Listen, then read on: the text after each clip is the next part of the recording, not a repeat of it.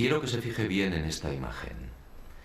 Guárdela en la memoria porque volveremos sobre ella. Se trata, en efecto, de un carro al galope encontrado en la zona de Tamarjet, al sur de Argelia.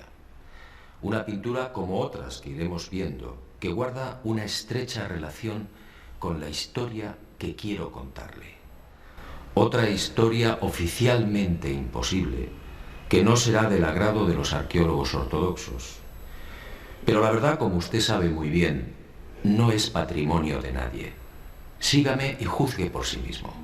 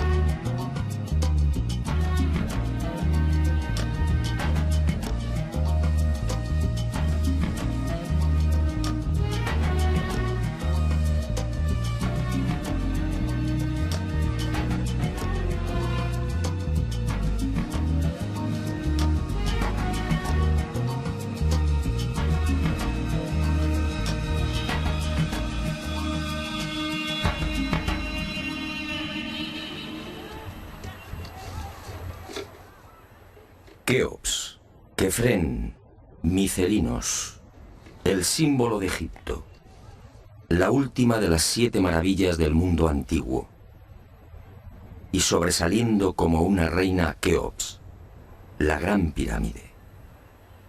Una construcción incomprensible, un desafío a la razón,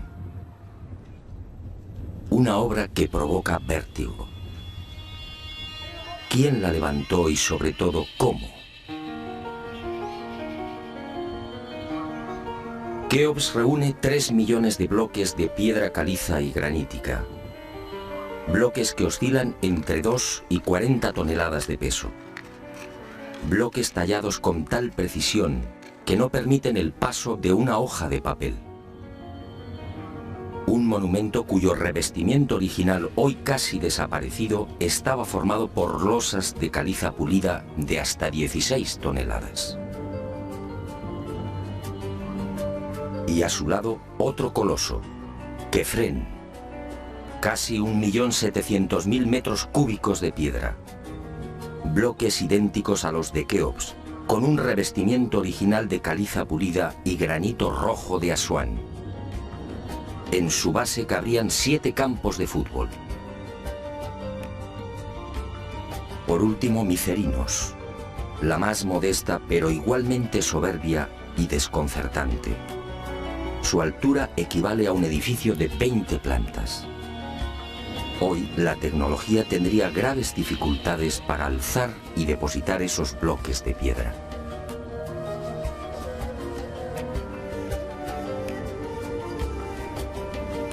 A la vista de estas mareantes cifras, el mundo se pregunta, ¿cómo lo hicieron? Para la arqueología oficial no hay duda.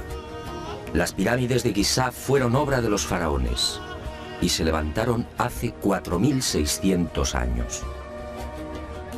Los bloques fueron trasladados desde las vecinas canteras de Tura y Mohatan, a escasos kilómetros del Cairo, y encajados en los respectivos monumentos mediante el uso de gigantescas rampas.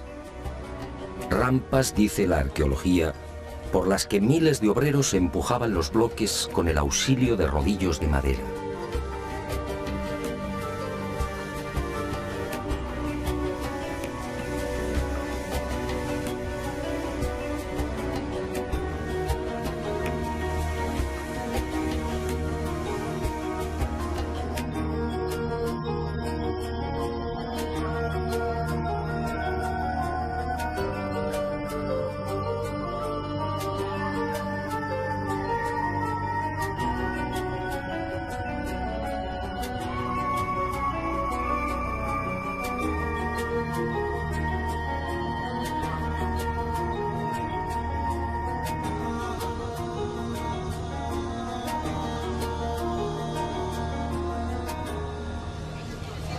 Pero la célebre teoría de las rampas, divulgada en el siglo XX por el arqueólogo alemán Ludwig Borchardt, no termina de convencer a cuantos hemos tenido el privilegio de pisar la meseta de Giza y contemplar estos 3 millones de bloques. Y son dos las razones que ponen en entredicho la versión oficial.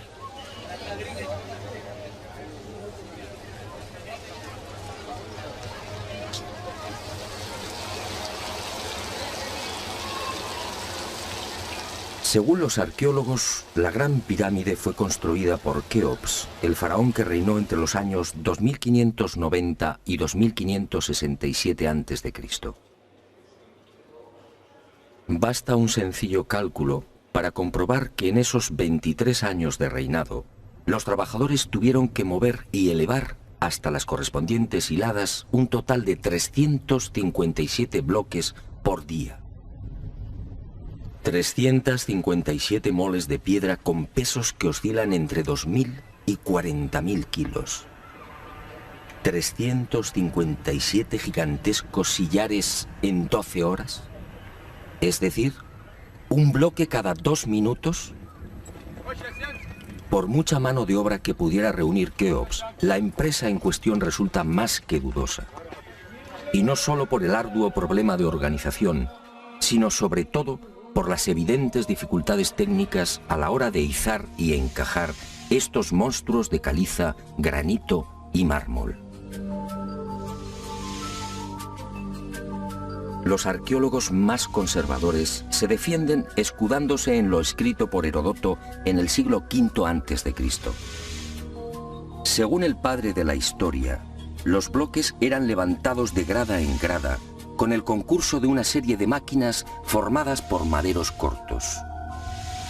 Esto, al parecer, fue lo que le contaron los sacerdotes durante su visita a Egipto. Pero la narración del escritor griego no constituye un punto de partida sólido y fiable. En el 450 a.C., cuando Heródoto recorre el Nilo, habían transcurrido 2000 años desde la supuesta construcción de la Gran Pirámide por Keops.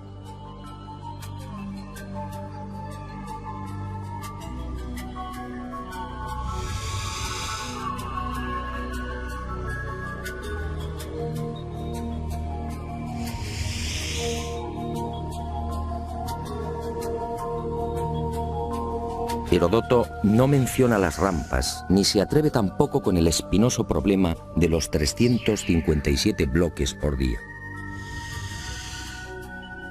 Heródoto cuenta lo que le contaron. ¿Es esto una prueba científica para determinar cómo y cuándo se levantó la Gran Pirámide?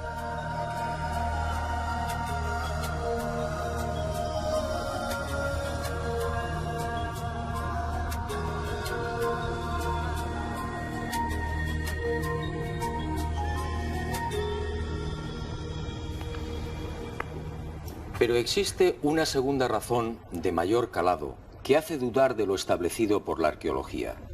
Hace 4.600 años, cuando los arqueólogos fijan la construcción de la Gran Pirámide, el Valle del Nilo justamente despertaba al periodo neolítico.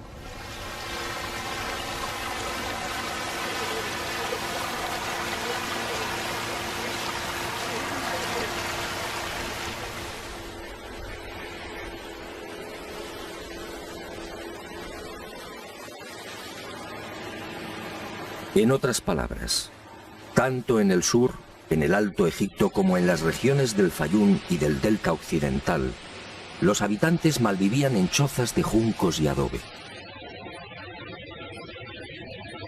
Se hallaban todavía en la Edad de Piedra, con un precario desarrollo agrícola y un incipiente pastoreo. Sus herramientas eran groseras, basadas principalmente en la industria lítica.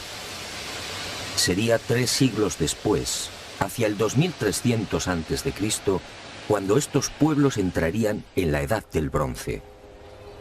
Y surge la primera gran contradicción. Si Egipto cambia la piedra por el bronce en el 2300 a.C.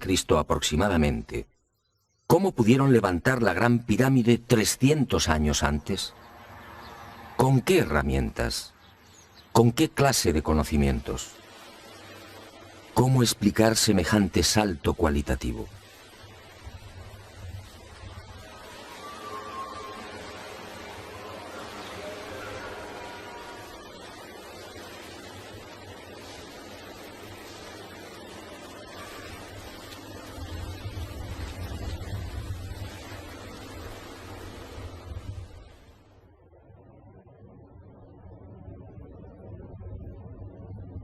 Nadie en su sano juicio y con un mínimo de información puede aceptar que esta maravilla arquitectónica fuera obra de unas gentes primitivas que ni siquiera conocían la escritura.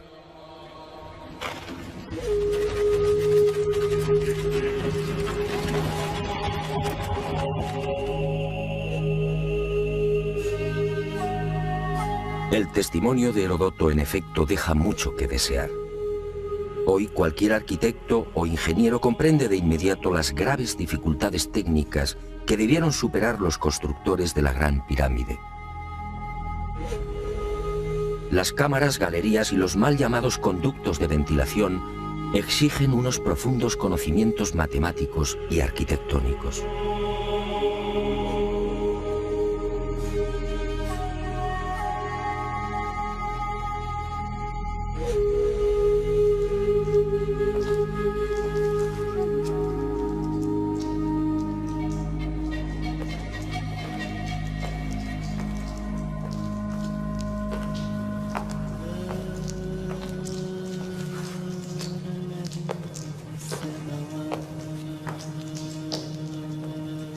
Basta echar un vistazo a las toscas herramientas con las que, según los arqueólogos, se construyeron las pirámides para comprender que algo falla en esta historia. Unas herramientas, además, que no existían hace 4600 años. Es que estos mazos, niveles, bolas de dolerita, escuadras, trineos de madera y regletas sirvieron para establecer las asombrosas proporciones de la Gran Pirámide. ¿Cómo explicar, por ejemplo, que la desviación de la orientación norte-sur de sus caras no supere los 3 minutos 20 segundos hacia el oeste? ¿Cómo explicar la increíble perfección de la angulación de los bloques de revestimiento? Hoy solo podríamos alcanzarla con instrumentos ópticos. ¿Cómo entender que hace 4600 años aquellos pueblos neolíticos dispusieran ya de una medida tan perfecta como el codo? Como es sabido, solo en la era espacial se ha podido comprobar que el metro estaba mal medido. Su longitud en realidad es algo más de lo que siempre habíamos creído. El metro exacto tiene una longitud de 1.047. Pues bien, 2 codos egipcios equivalían exactamente a 1.047. El metro de la era espacial. ¿Cómo lo lograron? Pero las dudas y contradicciones no terminan ahí. Hasta el día de hoy, nadie ha logrado explicar satisfactoriamente el sistema de iluminación utilizado a la hora de construir las pirámides. Las tradicionales antorchas no sirven. No hay restos de hollín en techos o paredes. En cuanto a la fórmula de los espejos, reflejando la luz solar hasta lo más profundo, tampoco resiste un análisis medianamente serio. El movimiento del Sol obligaría a los constructores a una penosa labor de permanente rectificación. Esa luz sería útil como mucho para las salas y galerías más próximas a la entrada.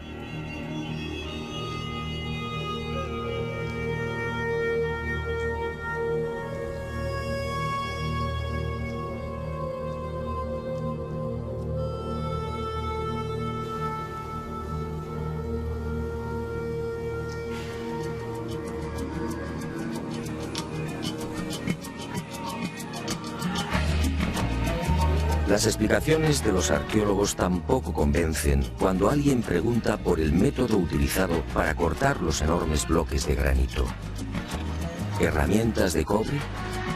Eso sería como intentar cortar una mesa de mármol con unas tijeras.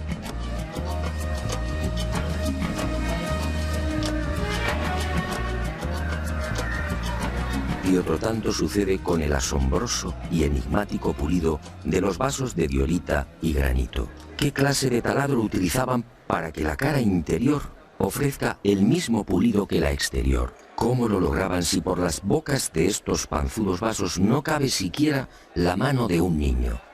Y otro detalle estremecedor. Al examinar el pulido de estos vasos y platos, los expertos han comprobado que a cada vuelta la presión ejercida era 500 veces mayor que la obtenida en la actualidad con los poderosos taladros de punta de diamante artificial. Y de nuevo la gran interrogante. Si muchos de estos vasos han sido fechados en el 2600 a.C., ¿quién los fabricó? ¿El hombre de la Edad de Piedra? Evidentemente no.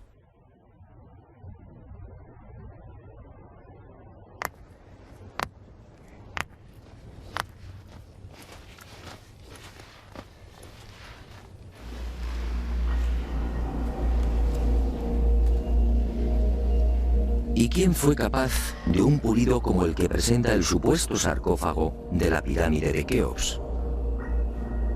El acabado en el bloque de granito resulta imposible para un hombre del Neolítico. Mientras las esquinas aparecen absolutamente cuadradas, el índice de imperfección de la superficie del sarcófago no llega a 2/10 de pulgada. Es decir, la 10ª parte del espesor de un cabello humano. Esa perfección en el trabajo sobre la negra y dura diorita alcanza su máxima expresión en la estatua del citado faraón Kefren, hallada en el Templo del Valle, junto a la pirámide que lleva su nombre. El pulido de la misma es tal que solo cabe el silencio. Nadie sabe, nadie entiende cómo se logró semejante belleza hace 4500 años. ¿Y cómo explicar la técnica empleada para la ejecución de estas perforaciones? Son perfectamente visibles en muchos lugares del Egipto faraónico. Aquí, en la entrada real de la pirámide de Keops, tenemos una muestra. Para la arqueología no hay misterio. Estos orificios, dicen, se conseguían mediante la introducción en la piedra de un cilindro hueco que al girar cortaba el granito. Pero al examinar la espiral grabada en el interior, algo no concuerda con la versión oficial. La distancia entre línea y línea es de 2.5 milímetros. Nosotros en la actualidad, utilizando taladros con punta de diamante artificial, solo podemos alcanzar 0.05 milímetros por vuelta.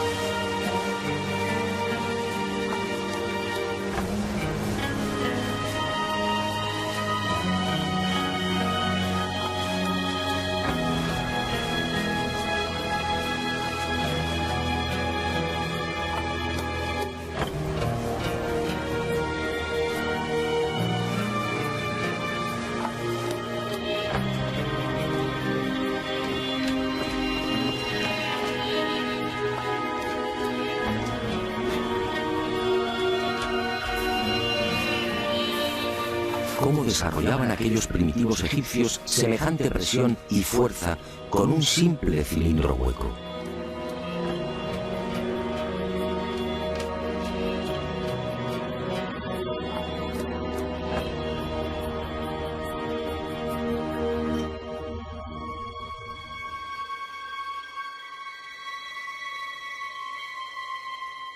Y aunque algo posterior en el tiempo, también lo descubierto en la tumba de Tutankamón nos deja con la boca abierta.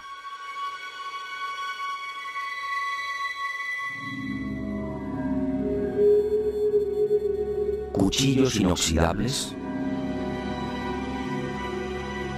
sandalias y manoplas de oro, una cama ergonómica, una cama con la parte de los pies más elevada, favoreciendo así la circulación sanguínea. ¿Cómo es posible hace 3.333 años? ¿De quién lo aprendieron?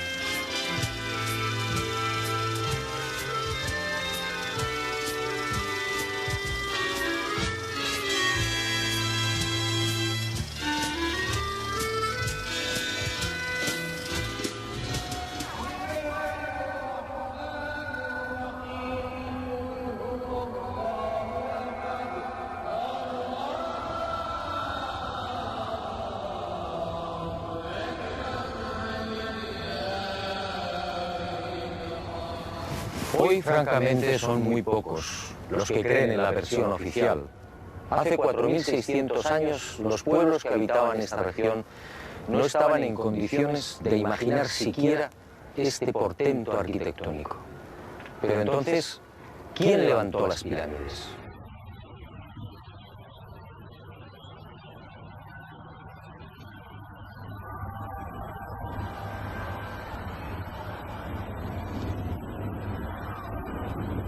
Una primera pista aparece en esta estela de piedra. Una estela depositada en la sala 42 del Museo del Cairo y que muy pocos turistas se detienen a contemplar. La arqueología la denomina la estela del inventario. Se trata casi con seguridad de una copia de otro texto mucho más antiguo. En ella se lee un párrafo demoledor que deja sin argumentos a los arqueólogos. Dice así: el faraón Keops fundó la casa de Isis, señora de la pirámide, detrás de la casa de la Esfinge. ¿Señora de la pirámide? ¿Quiere esto decir que la gran pirámide ya existía cuando Keops llegó al poder?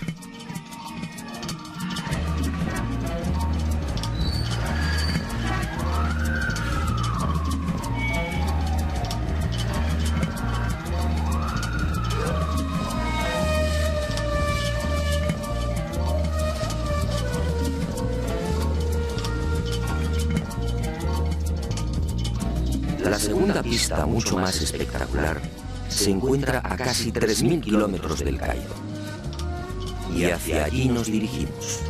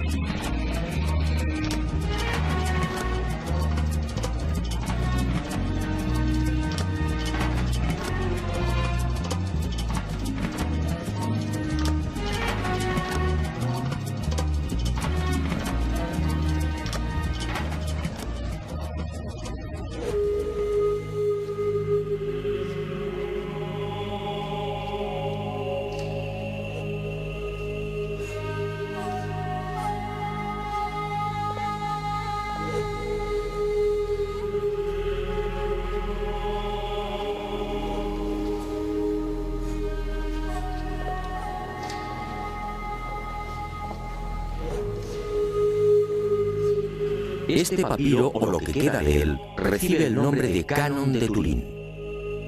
Fue descubierto en 1822 por el viajero italiano Bernardino Drobetti en la antigua ciudad egipcia de Tebas.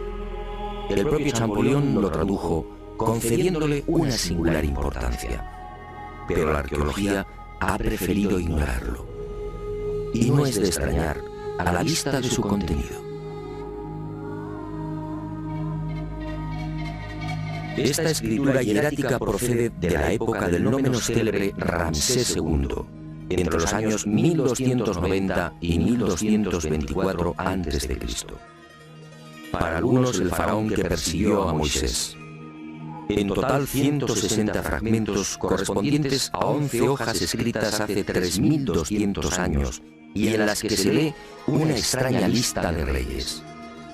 Una lista de reyes egipcios imposible para la ciencia. Imposible, sí, porque de aceptar lo manifestado en este documento arqueológico, la cronología faraónica se vendría abajo. ¿Y qué dice este papiro de 1,70 metros de longitud? Sencillamente que en un lejano pasado, Egipto fue gobernado por unos seres mitad hombres, mitad dioses, que recibían el nombre de Sensuhor, los compañeros de Horus.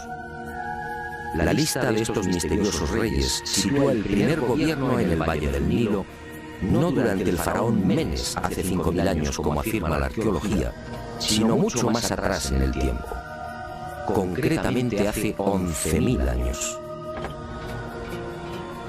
Esta desconcertante y revolucionaria lista de reyes aparece ratificada en buena medida por otra historia igualmente despreciada por los arqueólogos. Me refiero a lo escrito por Manetón en el 240 a.C. Este sumo sacerdote recibió el encargo del faraón Ptolomeo II Filadelfo de escribir la historia de Egipto desde sus comienzos. Manetón tuvo acceso a la documentación depositada en el templo de On, en Heliópolis, y cumplió el trabajo. En los escasos fragmentos que se conservan de su obra, en especial en los recopilados por Eusebio, puede leerse algo insólito que, como decía, coincide en lo básico con lo relatado en el Canon de Turín. Según Manetón, antes de Menes, el primer faraón de la primera dinastía, Egipto fue gobernado por unos semidioses y también durante miles de años. El sumo sacerdote greco-egipcio no habla de los Sensuhor, pero la casualidad es más que sospechosa. ¿Quiénes eran los Sensuhor? ¿Por qué los califican de semidioses?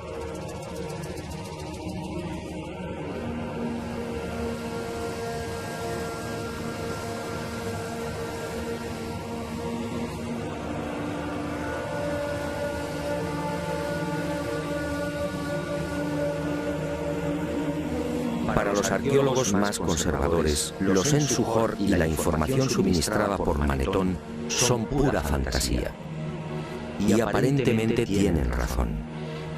Si Egipto fue gobernado hace 11.000 años, ¿dónde están las pruebas y los vestigios arqueológicos que deberían delatar a esas culturas? ¿O están ahí? ¿No será que la arqueología no los quiere ver?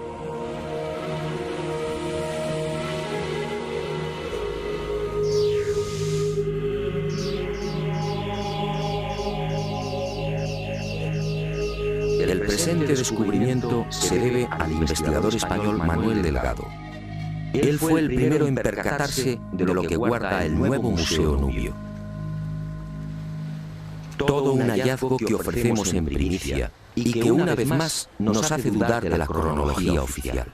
Este huevo de avestruz fue descubierto en la tumba 96 del cementerio 102 en Nubia por el arqueólogo inglés Cecil Malaby Firth. El hallazgo tuvo lugar en 1907, pero dada su naturaleza, fue silenciado. Alguien dibujó sobre él y lo depositó junto al cadáver. Evidentemente se trataba de un objeto muy querido por el difunto. En una de las superficies pueden apreciarse los dibujos de un avestruz y algunas plantas. En la opuesta, oh sorpresa, otra escena imposible: el curso del río Nilo y las siluetas de unas construcciones muy familiares. Las 3 pirámides de la meseta de Giza. El hallazgo de este huevo de avestruz no tendría mayor importancia, de no ser por un pequeño gran detalle. Según los investigadores, los restos humanos de la citada tumba 96 se remontan a la cultura Nagada I, es decir, alrededor de 7.000 años. 7.000 años. Algo en efecto no cuadra. Si la arqueología afirma que las pirámides de Giza fueron levantadas hace 4.600 años, ¿cómo es que aparecen dibujadas en una sepultura de hace 7.000? Pero las pruebas que apuntan a un pasado mucho más remoto de lo que pretende la egiptología no terminan ahí. En 1991 volvió a encenderse la polémica. Esta vez el protagonista fue Abu el-Hol, el padre del terror, nombre dado por los naturales de la región a la mítica esfinge.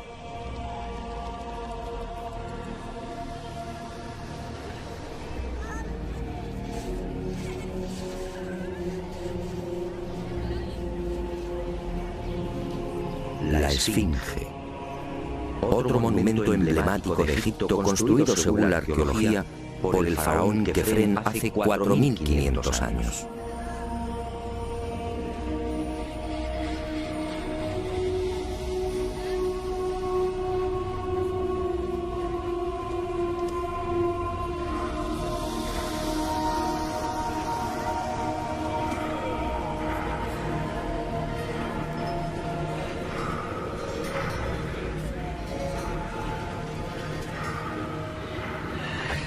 Lo que hoy podemos contemplar tiene escasa relación con la estampa original.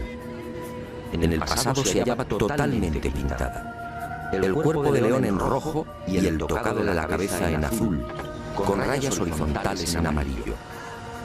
Portaba una barba postiza y por delante de esa barba aparecía una estatua a tamaño natural. Durante la invasión de los mamelucos, la esfinge fue cañoneada y la nariz destrozada. 4.500 años. ¿Por qué la arqueología sitúa la construcción de la esfinge en esa época? En primer lugar, por el parecido del rostro con algunas de las estatuas de Kefren. Y además por el hecho de hallarse muy próxima al templo funerario de dicho faraón. Aunque parezca increíble, eso es todo.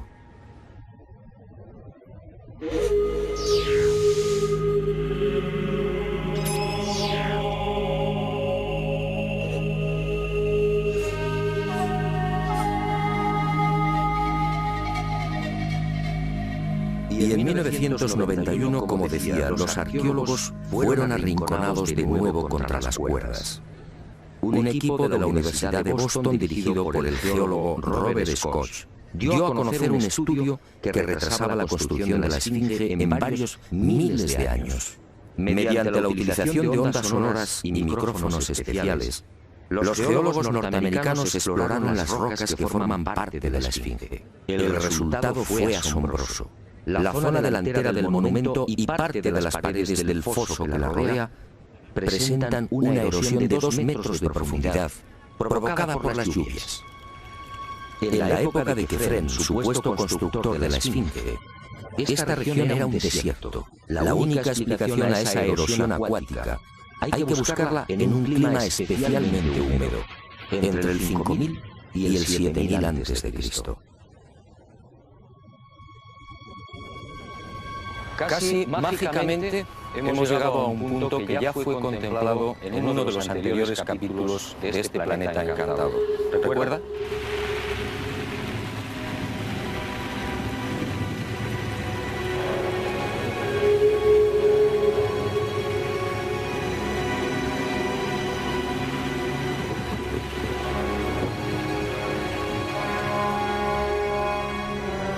Al hablar del Gran Jardín, pudimos comprobar cómo todo el norte de África hace unos 12.000 años aproximadamente se vio sometido a un dramático cambio climático.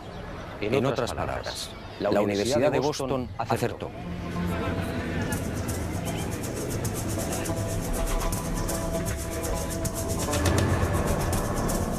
Fue a partir de esa época, hace ahora unos 8.000 años, cuando los monzones perdieron fuerza y el Sáhara entró en un lento pero progresivo proceso de desertización. Y fue justamente hace 4.500 años, cuando la arqueología fija el momento de la construcción de la Esfinge, cuando estas tierras fueron definitivamente abandonadas por las lluvias. Kefren, por tanto, no pudo levantar la Esfinge. Como mucho, quizá la restauró. El padre del terror estaba aquí desde mucho antes. La huella de las torrenciales lluvias registradas en el llamado Gran Húmedo Holocénico es incuestionable. Y algo similar vino a suceder con el investigador Robert Bauval.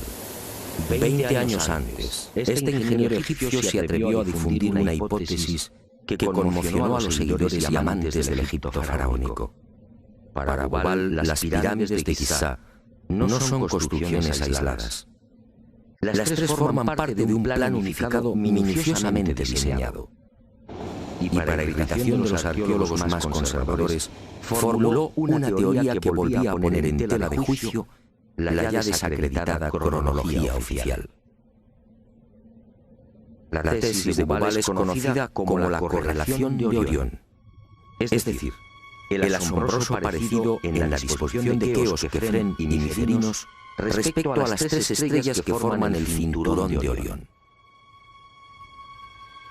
Basta trazar una línea entre las tres pirámides y otra entre las estrellas del cinturón para observar que sendas ubicaciones son casi idénticas. Casi idénticas, sí, pero no iguales. El ángulo de las pirámides es de 172 grados y el de las estrellas de Orión en la actualidad de 181. Bauval se percató de esta pequeña diferencia y tuvo una genial intuición. Con la ayuda de las computadoras retrocedió en la historia y descubrió que la alineación de las estrellas del cinturón de Orión coincidía con la de las pirámides hace 12.500 años. No son demasiadas coincidencias. Por un lado, la geología demuestra que la Esfinge tuvo que ser construida en pleno Gran Húmedo, es decir, hace más de 9.000 años. Por otro, el papiro de Turín y Manetón aseguran que unos semidioses gobernaron el valle del Nilo hace 11.000 o 12.000 años. Quizá más. También el huevo de avestruz hallado en la tumba 96 en Nubia nos dice que las pirámides existían ya hace 7.000 años. Y la tesis de Bauval pone punto final, insistiendo de nuevo en esa misteriosa fecha. 12.500 años.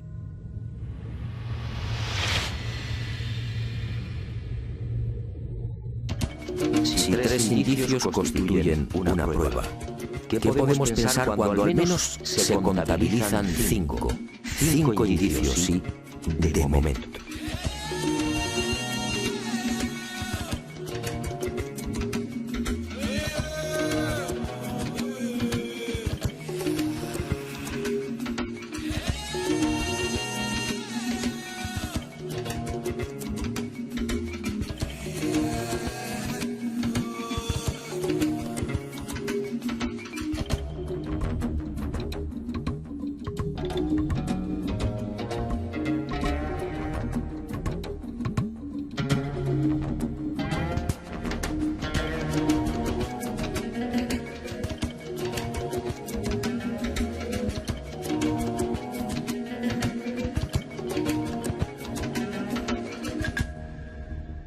No, las pruebas que contradicen la versión de la arqueología oficial no han concluido.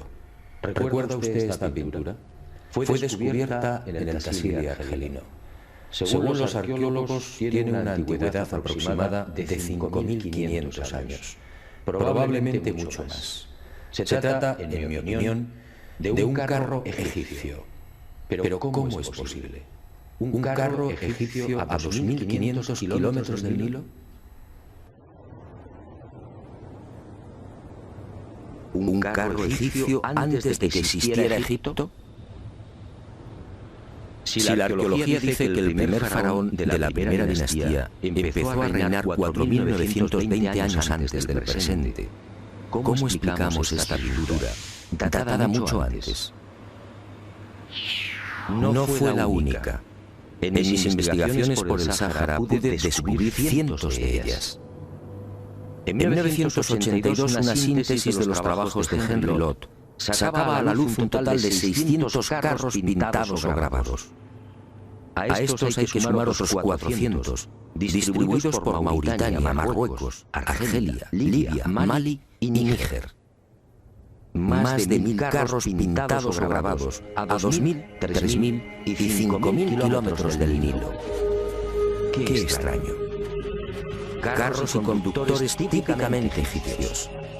Perfiles, tocados y vestiduras son elocuentes. Carros y personajes egipcios en el corazón del Sáhara. Cuando interrogué a los arqueólogos, la mayoría se encogió de hombros. A decir verdad, estas pinturas no son cómodas. Algunas han sido fechadas en una época en la que, según la arqueología, carros y caballos no habían hecho acto de presencia en Egipto. Otras, como las del Tassili o el Cézanne libio, son mucho más escandalosas. Los análisis de las sustancias orgánicas contenidas en los pigmentos han sido desconcertantes. 6.000, 8.000 y hasta 9.000 años de antigüedad. ¿Carros y conductores egipcios hace 9.000 años? Y casi sin querer, a la vista de estos documentos pictóricos, la memoria vuelve a poner en pie los hallazgos de la Universidad de Boston, el papiro de Turín, la historia narrada por Manetón, las pirámides pintadas en el huevo de avestruz o el descubrimiento de Kubal. Naturalmente, para la arqueología, estas pinturas y grabados no tienen sentido.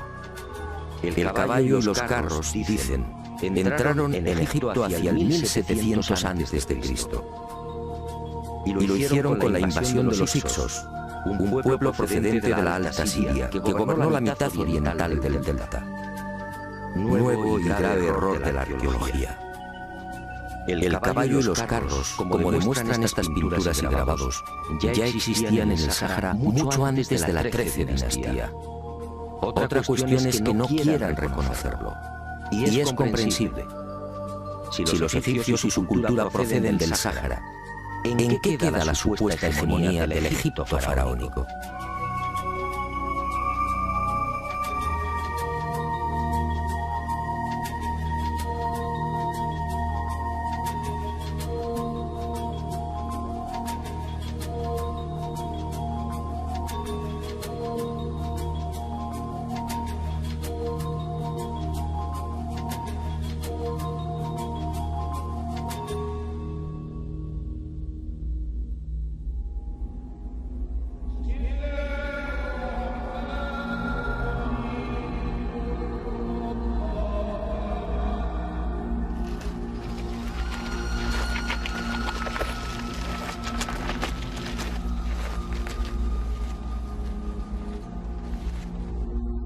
Pero las imposibles pinturas egipcias en el Sáhara, a 2.500 kilómetros del Nilo, no se limitan a carros al galope. Otras, para desconcierto e irritación de la arqueología, presentan escenas muy diferentes. Ofrendas. Personajes adornados con el ubeus, la serpiente sagrada sobre las cabezas. Barcas igualmente egipcias. Vestimentas similares a las que lucen faraones y sacerdotes. Individuos de perfil al más puro estilo egipcio. Pinturas todas ellas muy anteriores al Egipto faraónico.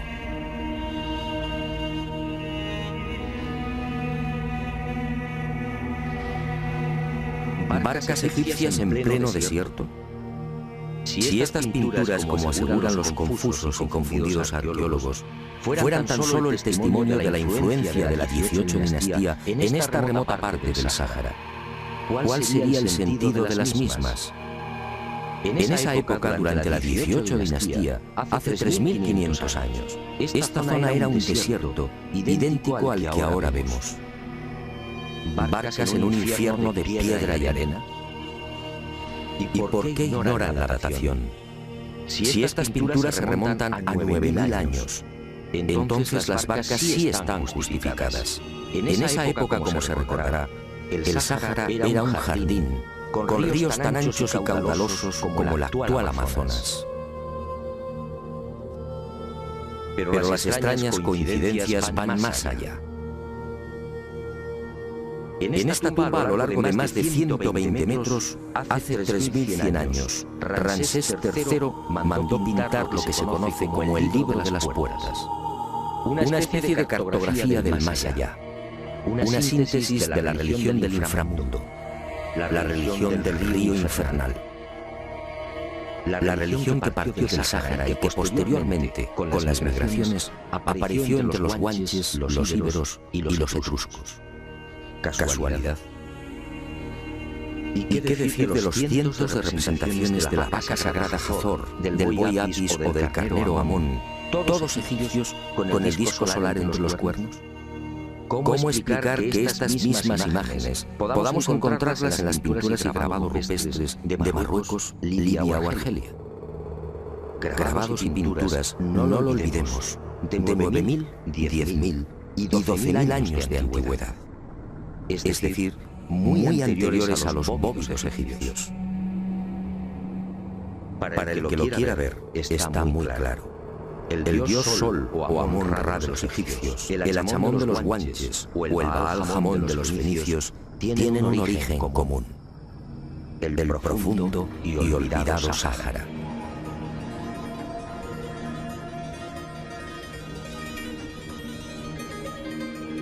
Puede que Heródoto y Diodoro de Sicilia tuvieran razón. Egipto, el Egipto faraónico, fue obra de los dioses. Ha llegado el momento de ser valiente. Para mí, hace 9.000 o 10.000 años, quizá más, alguien no humano descendió en el gran jardín, en el Sáhara Azul, y puso en marcha una gran cultura.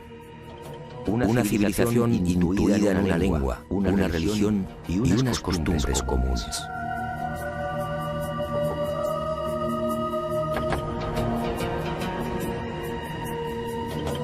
Esos seres, esos dioses de cabezas redondas pintados en Tassili, podían proceder de Orión.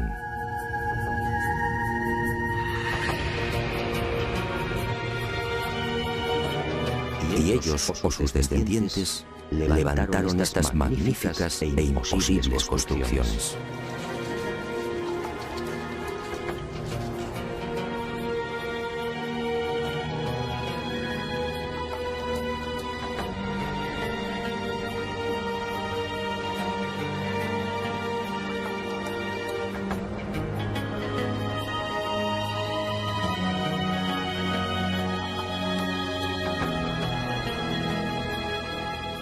¿Cree usted que se trata de un sueño? Schopenhauer decía que toda verdad, al nacer, es ridiculizada y perseguida. Demos tiempo al tiempo. Algún día el hombre se verá obligado a escribir de nuevo la historia.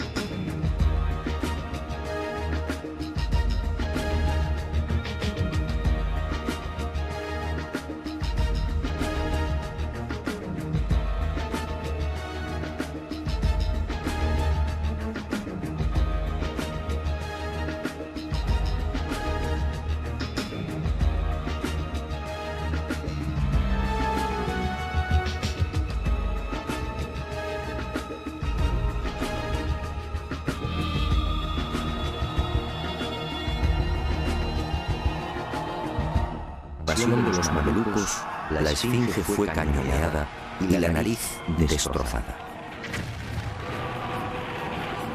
4.500 años. ¿Por qué la arqueología sitúa la construcción de la esfinge en esa época? En primer lugar, por el parecido del rostro con algunas de las estatuas de Kefren. Y además por el hecho de hallarse muy próxima al templo funerario de dicho faraón. Aunque parezca increíble, eso es todo.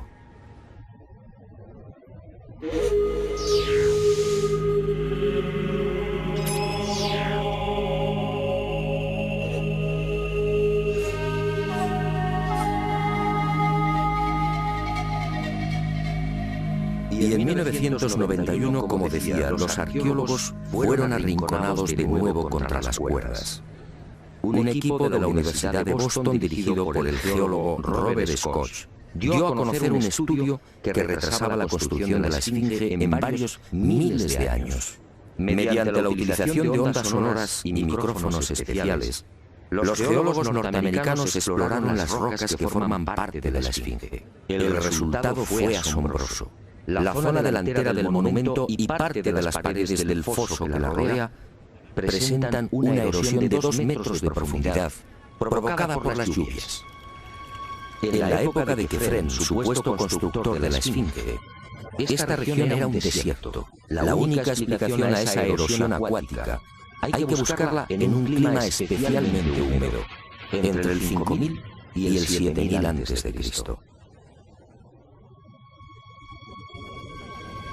Casi mágicamente hemos llegado a un punto que ya fue contemplado en uno de los anteriores capítulos de este planeta encantado. ¿Recuerda?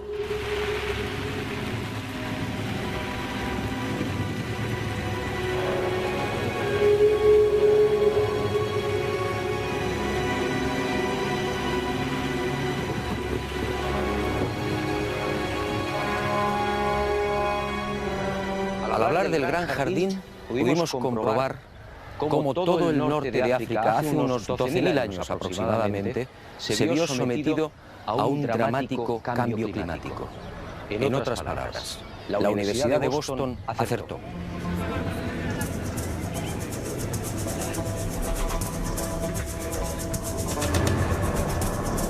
Fue a partir de esa época, hace ahora unos 8.000 años, cuando los monzones perdieron fuerza y el Sáhara entró en un lento pero progresivo proceso de desertización.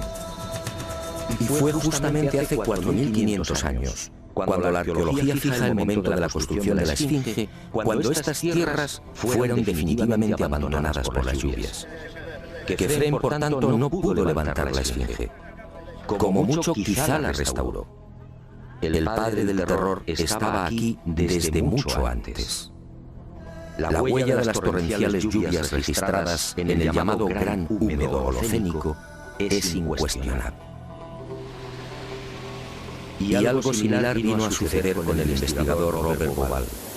20 años antes, este ingeniero egipcio se atrevió a difundir una hipótesis que conmocionó a los seguidores y amantes del Egipto faraónico. Para Bauval, las pirámides de Giza no son construcciones aisladas. Las tres forman parte de un plan unificado minuciosamente diseñado. Y para irritación de los arqueólogos más conservadores, formuló una teoría que volvía a poner en tela de juicio la ya desacreditada cronología oficial.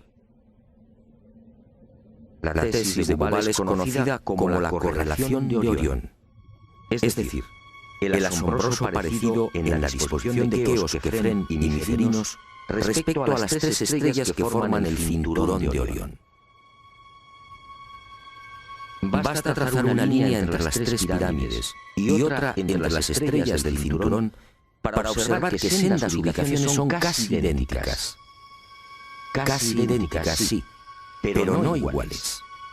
El ángulo de las pirámides es de 172 grados y el de las estrellas de Orión en la actualidad de 181. Bauval se percató de esta pequeña diferencia y tuvo una genial intuición.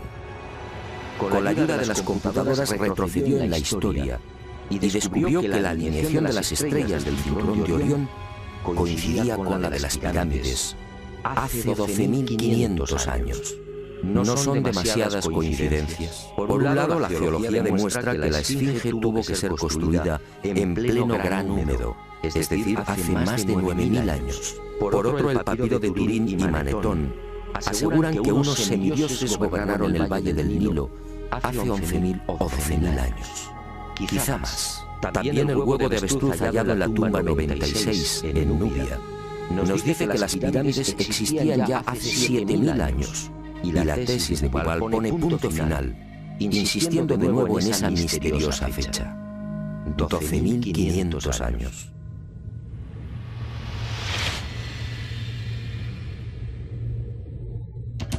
Si 3 indicios constituyen una prueba, ¿qué podemos pensar cuando al menos se contabilizan 5? 5 indicios, sí, de momento.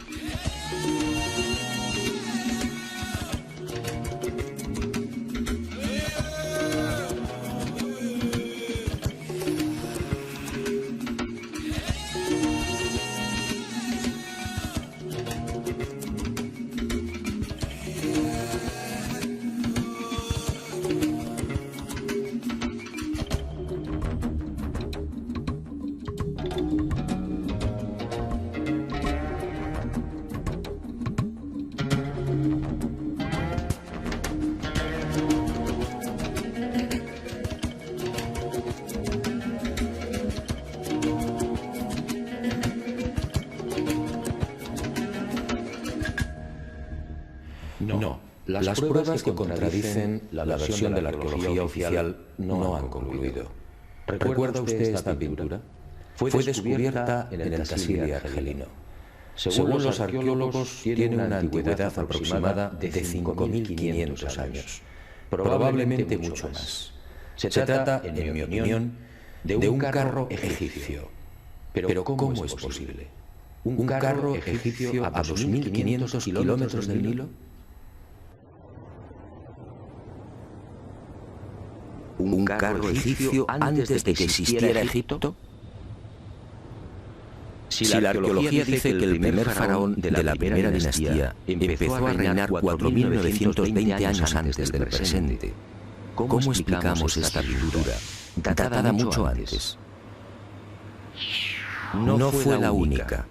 En mis investigaciones por el Sáhara pude descubrir cientos de ellas.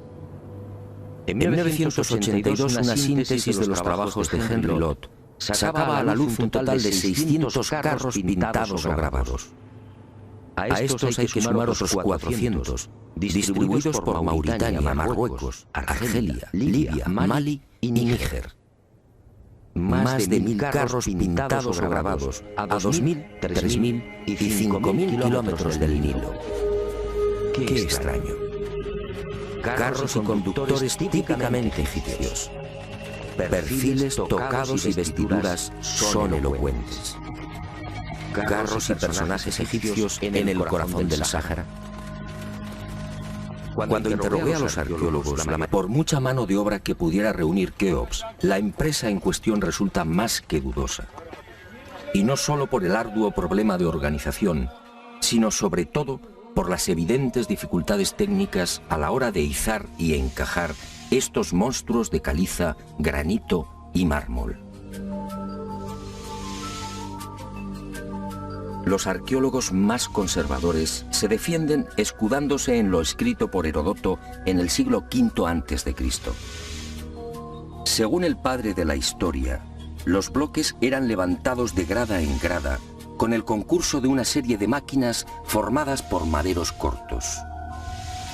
Esto, al parecer, fue lo que le contaron los sacerdotes durante su visita a Egipto. Pero la narración del escritor griego no constituye un punto de partida sólido y fiable. En el 450 a.C., cuando Heródoto recorre el Nilo, habían transcurrido 2000 años desde la supuesta construcción de la Gran Pirámide por Keops.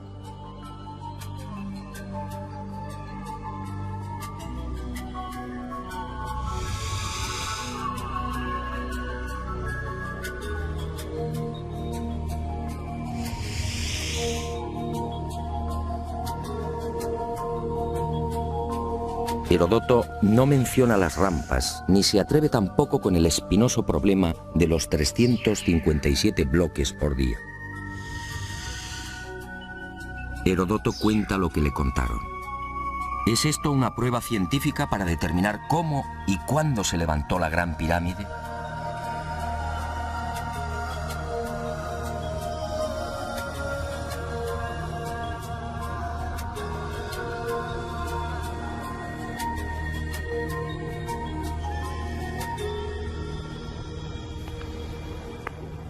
Pero existe una segunda razón de mayor calado que hace dudar de lo establecido por la arqueología. Hace 4.600 años, cuando los arqueólogos fijan la construcción de la Gran Pirámide, el Valle del Nilo justamente despertaba al periodo neolítico.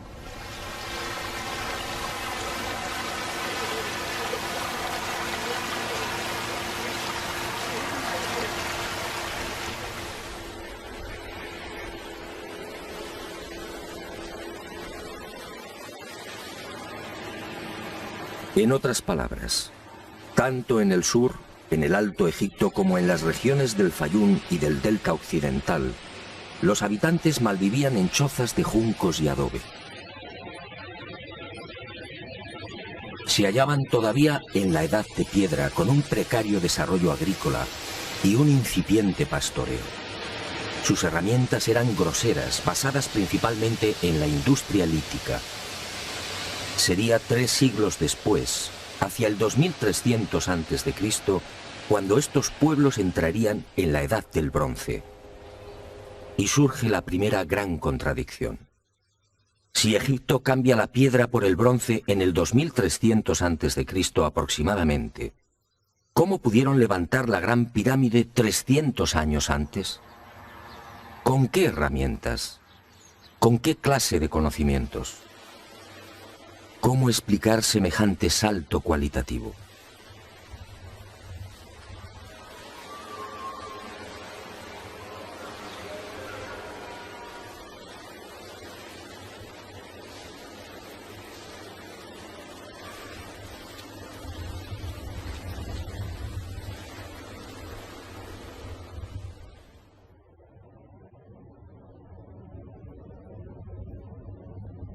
Nadie en su sano juicio y con un mínimo de información puede aceptar que esta maravilla arquitectónica fuera obra de unas gentes primitivas que ni siquiera conocían la escritura.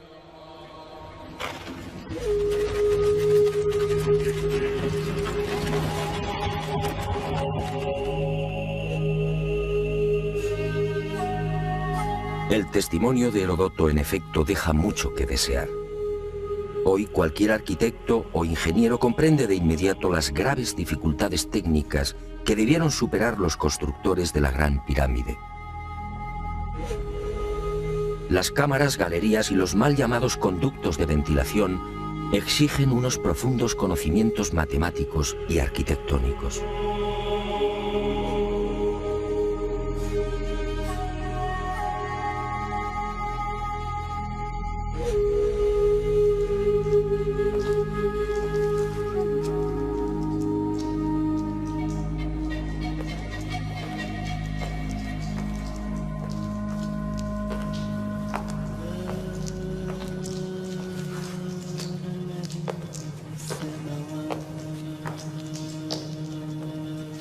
Basta echar un vistazo a las toscas herramientas con las que, según los arqueólogos, se construyeron las pirámides para comprender que algo falla en esta historia. Unas herramientas, además, que no existían hace 4.600 años. Es que estos mazos, niveles, bolas de dolerita, escuadras, trineos de madera y regletas sirvieron para establecer las asombrosas proporciones de la Gran Pirámide. ¿Cómo explicar, por ejemplo, que la desviación de la orientación norte-sur de sus caras no supere los 3 minutos 20 segundos hacia el oeste? ¿Cómo explicar la increíble perfección de la angulación de los bloques de revestimiento? Hoy solo podríamos alcanzarla con instrumentos ópticos. ¿Cómo entender que hace 4.600 años aquellos pueblos neolíticos dispusieran ya de una medida tan perfecta como el codo? Como es sabido, Solo en la era espacial se ha podido comprobar que el metro estaba mal medido. Su longitud en realidad es algo más de lo que siempre habíamos creído. El metro exacto tiene una longitud de 1.047. Pues bien, 2 codos egipcios equivalían exactamente a 1.047. El metro de la era espacial. ¿Cómo lo lograron? Pero las dudas y contradicciones no terminan ahí.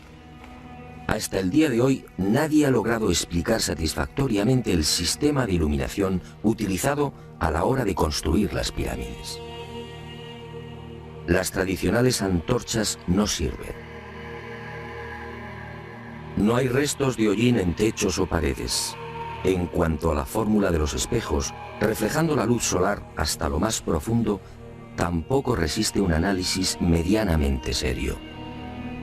El movimiento del Sol obligaría a los constructores a una penosa labor de permanente rectificación. Esa luz sería útil como mucho para las salas y galerías más próximas a la entrada.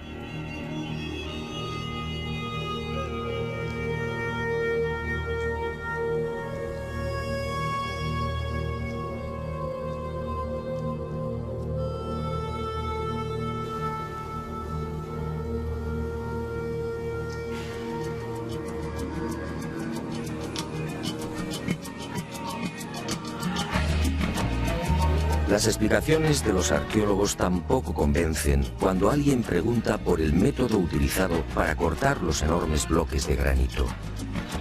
¿Herramientas de cobre? Eso sería como intentar cortar una mesa de mármol con unas tijeras.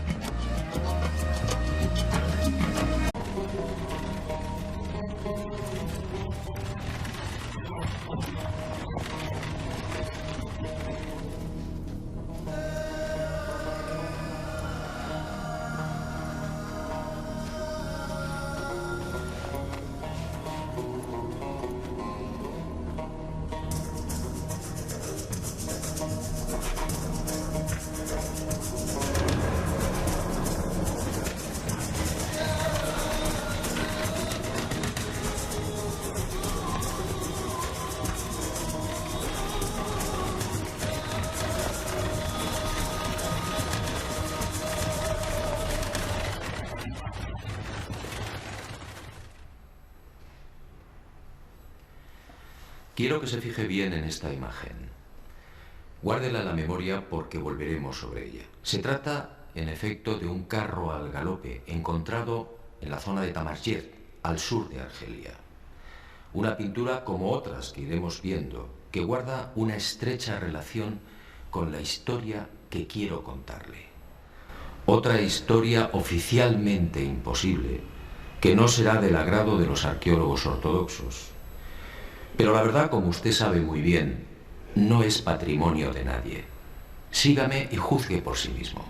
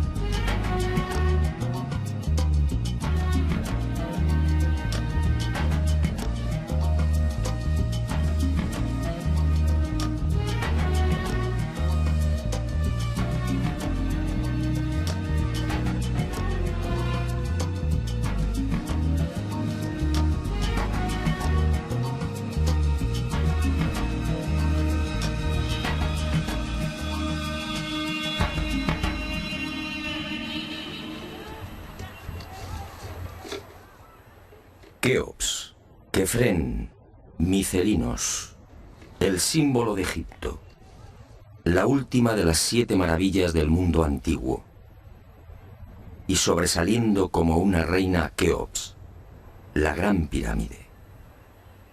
Una construcción incomprensible, un desafío a la razón, una obra que provoca vértigo. ¿Quién la levantó y sobre todo cómo? Keops reúne 3 millones de bloques de piedra caliza y granítica. Bloques que oscilan entre 2 y 40 toneladas de peso. Bloques tallados con tal precisión que no permiten el paso de una hoja de papel. Un monumento cuyo revestimiento original, hoy casi desaparecido, estaba formado por losas de caliza pulida de hasta 16 toneladas. Y a su lado, otro coloso, Kefren, casi 1.700.000 metros cúbicos de piedra. Bloques idénticos a los de Keops, con un revestimiento original de caliza pulida y granito rojo de Asuán. En su base cabrían 7 campos de fútbol. Por último, Micelinos, la más modesta pero igualmente soberbia y desconcertante.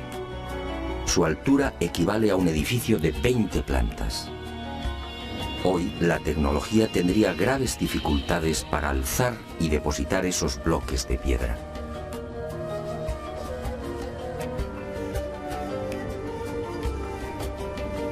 A la vista de estas mareantes cifras, el mundo se pregunta, ¿cómo lo hicieron? Para la arqueología oficial no hay duda. Las pirámides de Giza fueron obra de los faraones y se levantaron hace 4.600 años.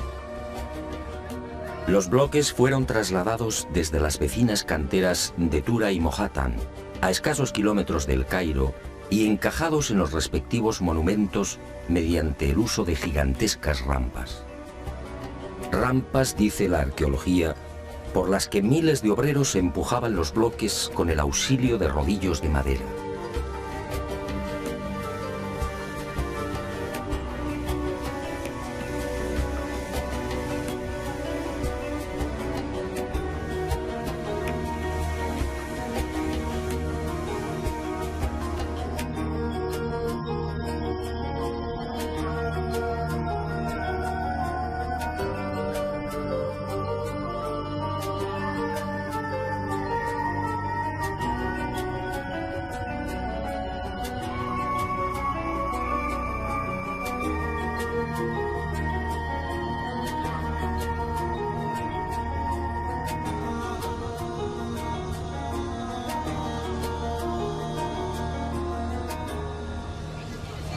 Pero la célebre teoría de las rampas, divulgada en el siglo XX por el arqueólogo alemán Ludwig Borchardt, no termina de convencer a cuantos hemos tenido el privilegio de pisar la meseta de Giza y contemplar estos 3 millones de bloques.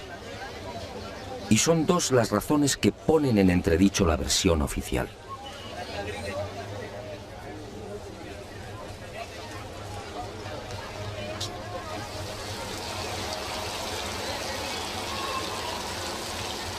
Según los arqueólogos, la Gran Pirámide fue construida por Keops, el faraón que reinó entre los años 2590 y 2567 a.C.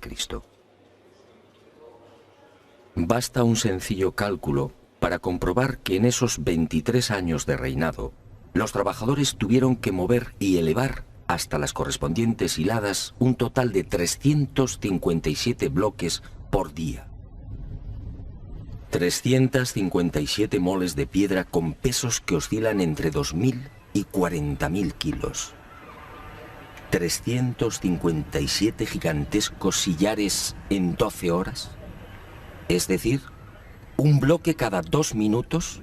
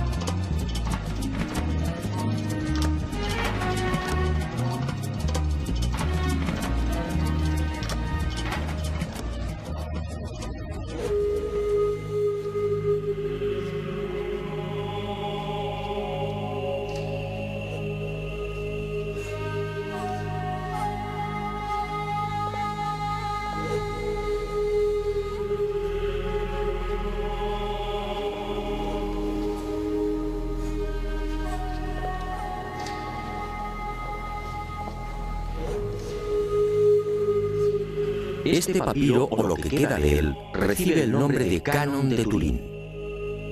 Fue descubierto en 1822 por el viajero italiano Bernardino Drobetti en la antigua ciudad egipcia de Tebas.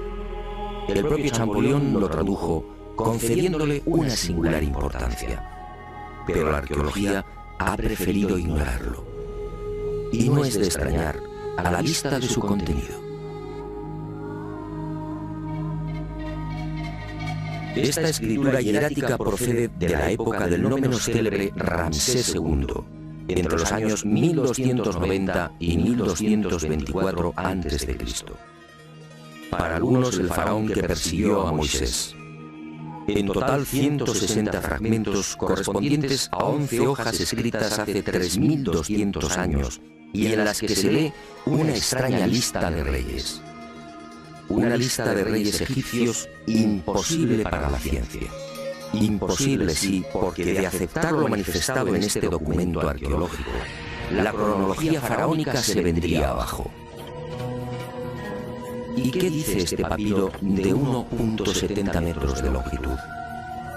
Sencillamente que en un lejano pasado, Egipto fue gobernado por unos seres mitad hombres, mitad dioses, que recibían el nombre de Sensuhor, los compañeros de Horus.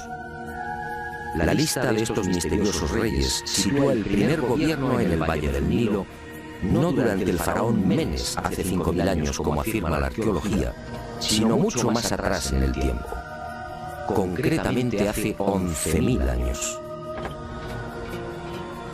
Esta desconcertante y revolucionaria lista de reyes aparece ratificada en buena medida por otra historia igualmente despreciada por los arqueólogos. Me refiero a lo escrito por Manetón en el 240 a.C. Este sumo sacerdote recibió el encargo del faraón Ptolomeo II Filadelfo de escribir la historia de Egipto desde sus comienzos. Manetón tuvo acceso a la documentación depositada en el templo de On, en Heliópolis, y cumplió el trabajo. En los escasos fragmentos que se conservan de su obra, en especial en los recopilados por Eusebio, puede leerse algo insólito que, como decía, coincide en lo básico con lo relatado en el Canon de Turín. Según Manetón, antes de Menes, el primer faraón de la primera dinastía, Egipto fue gobernado por unos semidioses y también durante miles de años. El sumo sacerdote greco-egipcio no habla de los Sensuhor, pero la casualidad es más que sospechosa. ¿Quiénes eran los Sensuhor? ¿Por qué los califican de semidioses?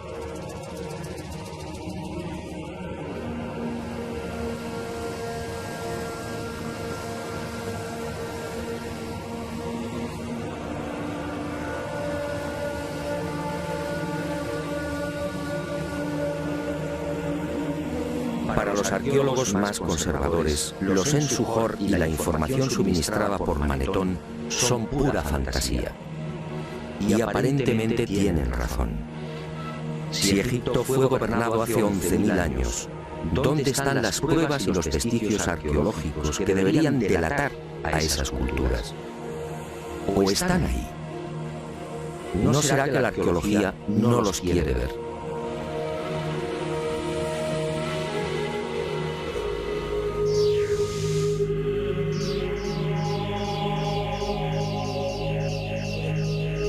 El presente descubrimiento se debe al investigador español Manuel Delgado. Él fue el primero en percatarse de lo que guarda el nuevo Museo Nubio.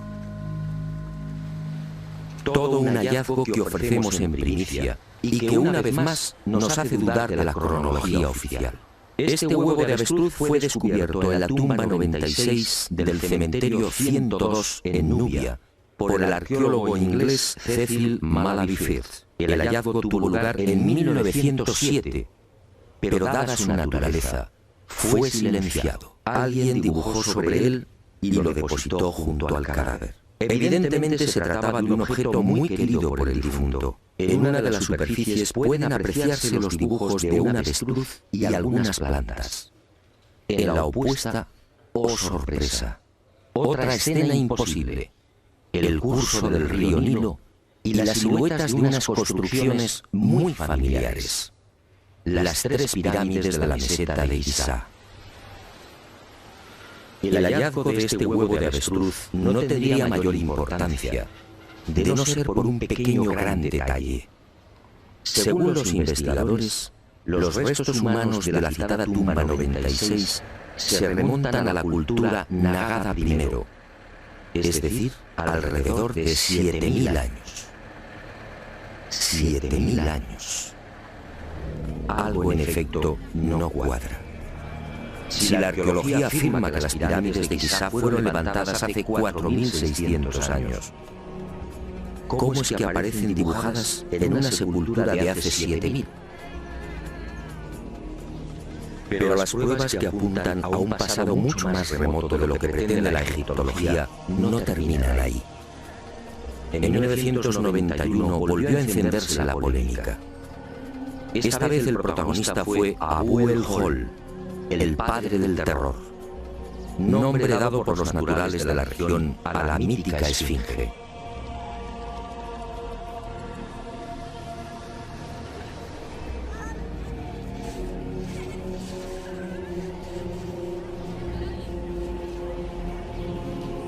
La esfinge, otro monumento emblemático de Egipto construido según la arqueología por el faraón Kefren hace 4.500 años.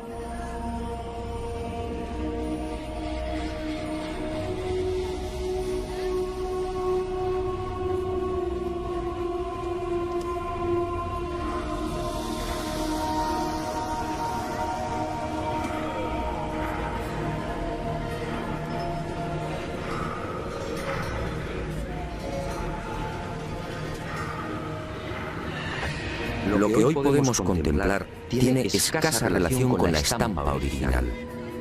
En el pasado se hallaba totalmente pintada. El cuerpo de león en rojo y el tocado de la cabeza en azul, con rayas horizontales en amarillo. Portaba una barba postiza y por delante de esa barba aparecía una estatua a tamaño natural. Durante la Y otro tanto sucede con el asombroso y enigmático pulido de los vasos de diorita y granito. ¿Qué clase de taladro utilizaban para que la cara interior ofrezca el mismo pulido que la exterior? ¿Cómo lo lograban si por las bocas de estos panzudos vasos no cabe siquiera la mano de un niño? Y otro detalle estremecedor. Al examinar el pulido de estos vasos y platos, los expertos han comprobado que a cada vuelta la presión ejercida era 500 veces mayor que la obtenida en la actualidad con los poderosos taladros de punta de diamante artificial. Y de nuevo la gran interrogante. Si muchos de estos vasos han sido fechados en el 2600 a.C., ¿quién los fabricó? ¿El hombre de la edad de piedra? Evidentemente no.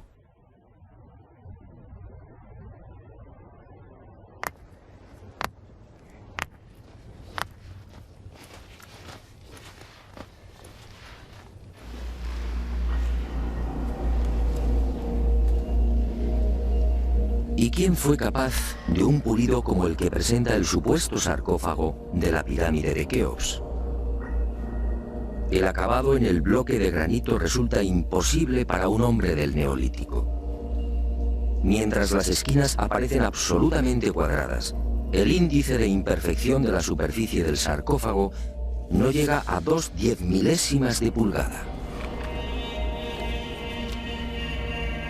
Es decir, la 10ª parte del espesor de un cabello humano.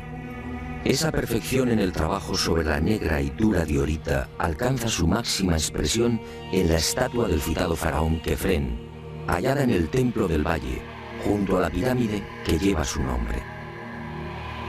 El pulido de la misma es tal que solo cabe el silencio. Nadie sabe, nadie entiende cómo se logró semejante belleza hace 4.500 años. ¿Y cómo explicar la técnica empleada para la ejecución de estas perforaciones? Son perfectamente visibles en muchos lugares del Egipto faraónico. Aquí, en la entrada real de la pirámide de Keops, tenemos una muestra. Para la arqueología no hay misterio. Estos orificios, dicen, se conseguían mediante la introducción en la piedra de un cilindro hueco que al girar cortaba el granito. Pero al examinar la espiral grabada en el interior, algo no concuerda con la versión oficial. La distancia entre línea y línea es de 2.5 milímetros. Nosotros en la actualidad, utilizando taladros con punta de diamante artificial, solo podemos alcanzar 0.05 milímetros por vuelta.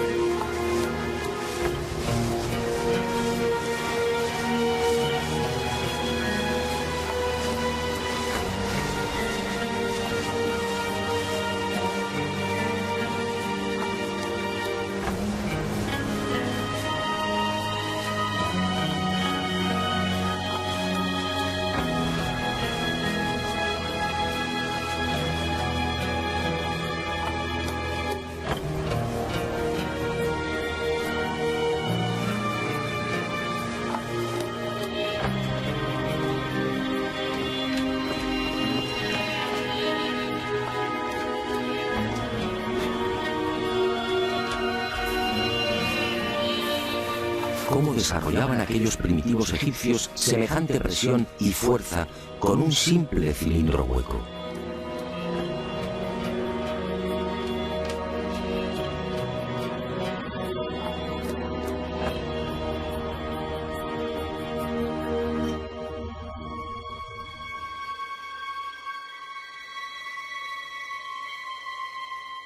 Y aunque algo posterior en el tiempo, también lo descubierto en la tumba de Tutankamón nos deja con la boca abierta.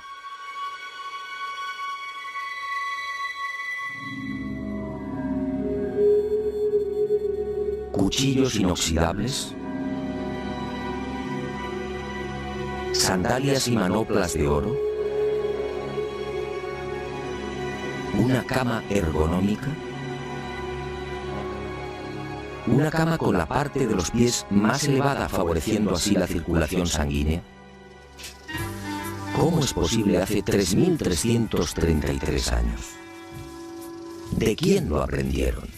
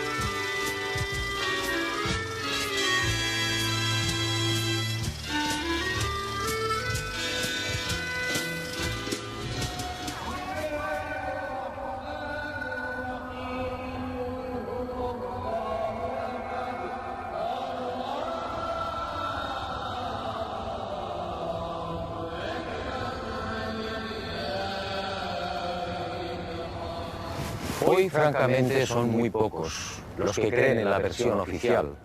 Hace 4.600 años, los pueblos que habitaban esta región no estaban en condiciones de imaginar siquiera este portento arquitectónico. Pero entonces, ¿quién levantó las pirámides?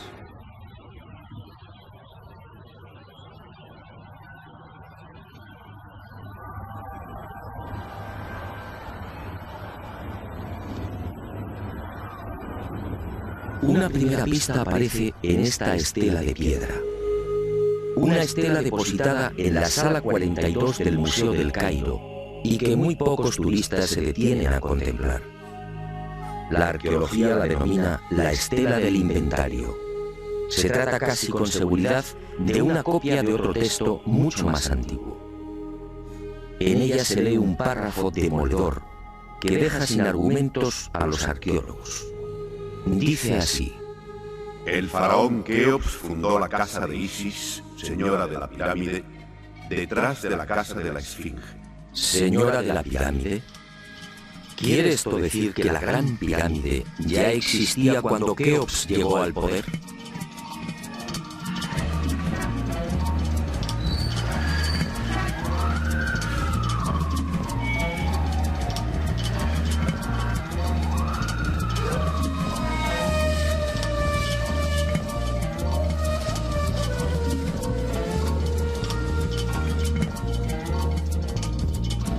La segunda pista, mucho más espectacular, se encuentra a casi 3.000 kilómetros del Cairo. Y hacia allí nos dirigimos.